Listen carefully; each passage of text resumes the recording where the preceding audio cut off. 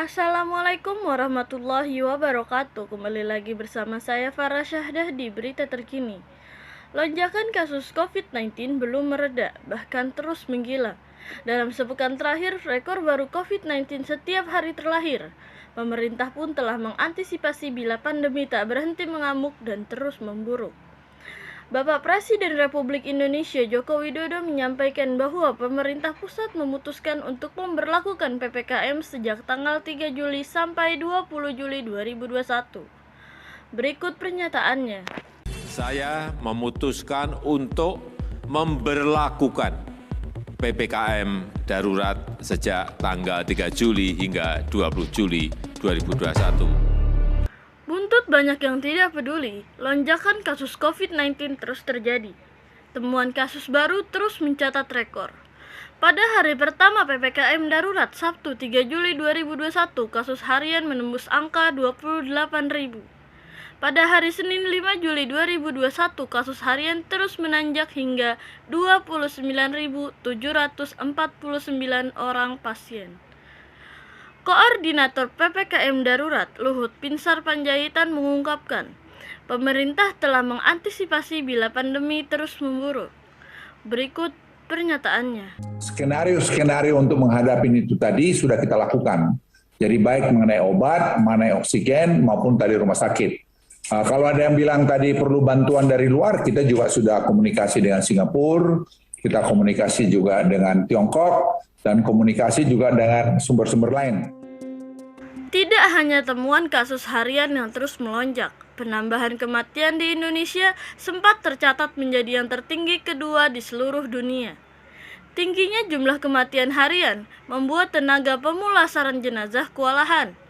Di RSUD Jombang misalnya, terjadi antrian puluhan jenazah COVID-19.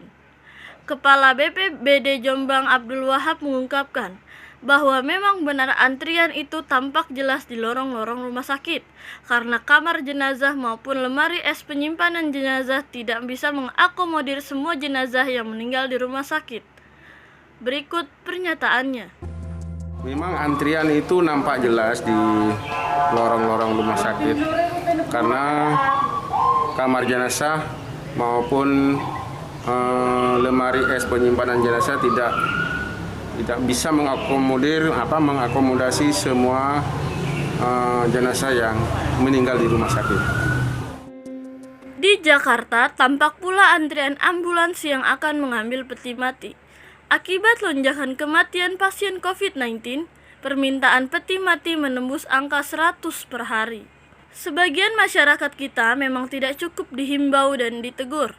Mereka butuh dipaksa dan bila perlu ditakut-takuti. Saat situasi pandemi makin ngeri, masih banyak warga yang tidak peduli. Buktinya kemacetan terus terjadi pada jumlah titik penyekatan PPKM darurat sepanjang pekan ini.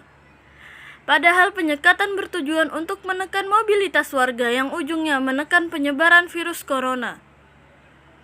Juru bicara vaksinisasi Kemenkes RI, Siti Nadia Tarmizi mengungkapkan bahwa pemberlakuan PPKM darurat sebagai respon kebijakan untuk daerah-daerah dengan situasi pandemi level 3 dan 4 di Jakarta dan di Bali. Berikut pernyataannya.